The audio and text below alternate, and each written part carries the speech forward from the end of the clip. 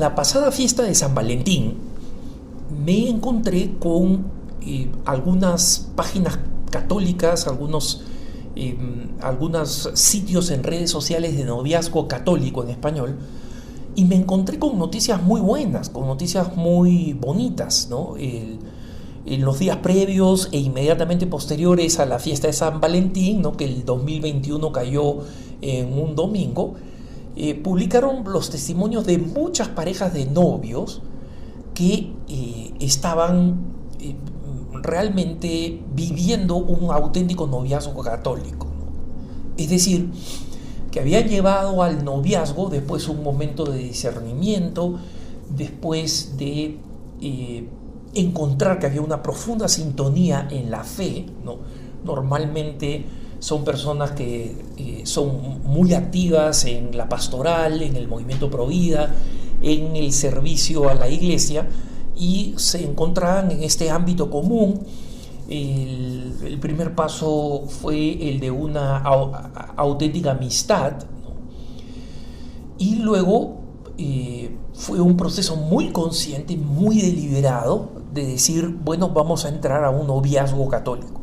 Y muchos hablan de cómo son acompañados por un sacerdote del movimiento espiritual al que pertenecen, o del sacerdote de la parroquia, y cómo todo este proceso es un proceso lleno de bendiciones, ¿no?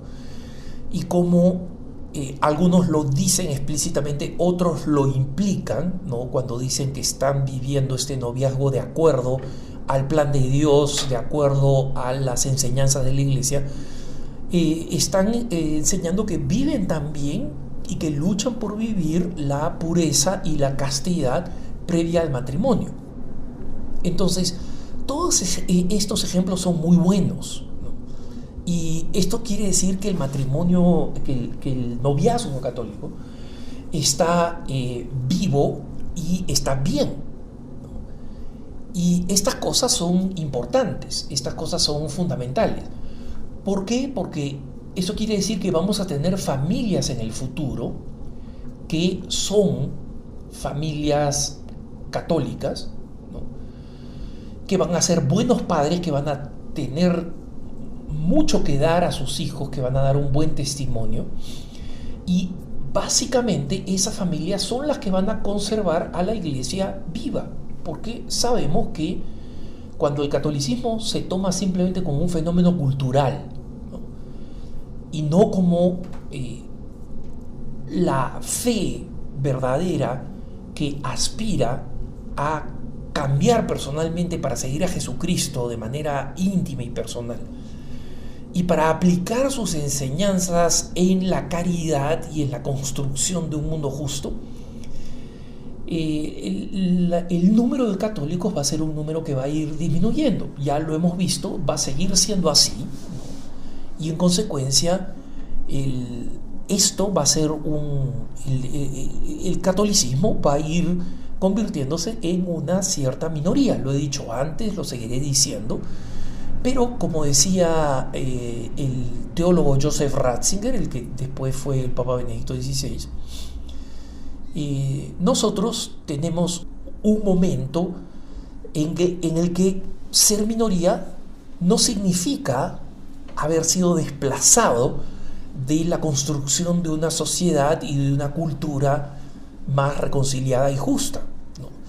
Porque a lo largo de la historia han existido minorías que han sido extremadamente influyentes para bien o para mal, ¿no? Pensemos en la cantidad de éxitos culturales y políticos que han logrado los más activos en el lobby homosexual. Los homosexuales, los LGBT, como deseen llamarse, son una minoría menor, valga la redundancia, y sin embargo han conquistado el escenario cultural y político. Entonces, ser una minoría no es un problema. Pero vuelvo al tema del noviazgo. En todos estos testimonios alentadores de ver que hay jóvenes que realmente aman a Jesús, quisiera comentar algo que me deja un poco sorprendido. Y no pretendo acá hacer una crítica para nada, ¿no? Ni tampoco pretendo que las cosas sean de una manera o de otra cuando no hay doctrina católica que exija nada al respecto. ¿Y a qué cosa me refiero? Me refiero a la sorpresa de haber leído varios de estos testimonios de noviazgo católico, de cómo fueron primero amigos, luego decidieron decir, ok, estamos saliendo como pareja, ¿no? Estamos saliendo como personas que están interesadas en algo más que la amistad.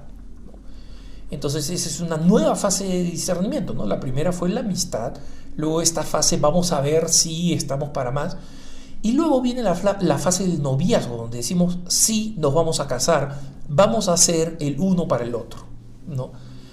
Lo que me sorprende es que algunas personas, algunas de estas parejas, según lo que cuentan, vienen en este noviazgo 4, 5, 6 o un poco más de años, ¿no? Y la razón por la que me sorprende esto es porque si el noviazgo lo entendemos como una certeza de que las personas son la una para el otro, ¿no? Si entendemos eso, ¿qué es lo que hace que se retrase tanto el matrimonio? Porque recordemos acá que yo me pongo a pensar, ok, imaginémonos que estos se conocieron a los 16 años, ¿no? Y que a los 18 dijeron vamos a comenzar a pensar, ¿no? A los 19 o 20, y acá estoy viendo a la edad más baja, o sea, al grupo más bajo, a los 19 o 20 dicen, ok, vamos a ser novios, ¿no? Y a los 26 todavía no se han casado. Mi pregunta es ¿por qué no? Y hago esta pregunta por lo siguiente, porque estas parejas bellas, que Dios las bendiga, que han seguido un noviazgo auténticamente católico, saben que el matrimonio es una vocación, ¿no? Y por eso se han tomado el tiempo, y por eso han discernido, y por eso mantienen una mutua edificación, rezan juntos, viven la pureza, etc., ¿no?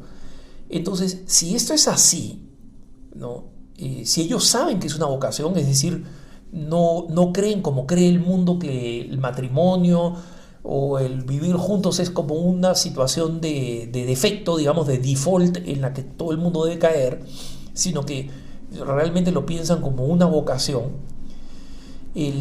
Entonces, desde el momento en que saben que están llamados al matrimonio y desde el momento que ya han encontrado a la persona con la cual saben frente a Dios que esa es la persona con la cual quieren pasar el resto de sus vidas, ¿cuál es la razón para no casarse? No la entiendo. Porque digamos, un muchacho que está discerniendo para el sacerdocio y que dice, sí, Dios me llama, ¿no? No tiene ninguna razón y normalmente no hace esta postergación de vivir su propia vocación. Si ya encontraste, sabes y estás contento, ¿qué impide que tú vivas tu propia vocación? No es bueno postergar la propia vocación, porque la vocación es, como dice la palabra, vocare, llamado, es el llamado de Dios para tu propia felicidad y tu propia santificación. Ojo, las dos cosas, ¿eh? Felicidad y santificación. Entonces, ¿cuál es la razón por la cual se atrasa esto cuando ya hay un discernimiento entre ambos? No estoy hablando acá de personas que no están seguras, no, estoy hablando de las personas, de los testimonios que he leído estos días, de esta pareja de jóvenes, que dicen, sabemos que Dios nos llama a vivir juntos, ¿no? Y ya tenemos 5 años, 6 años, 4 años de noviazgo, y si ya saben que están para vivir juntos, una vez más, ¿por qué postergan esto? ¿No? Entonces, no digo que esto esté necesariamente mal, porque no sé las razones, ¿no?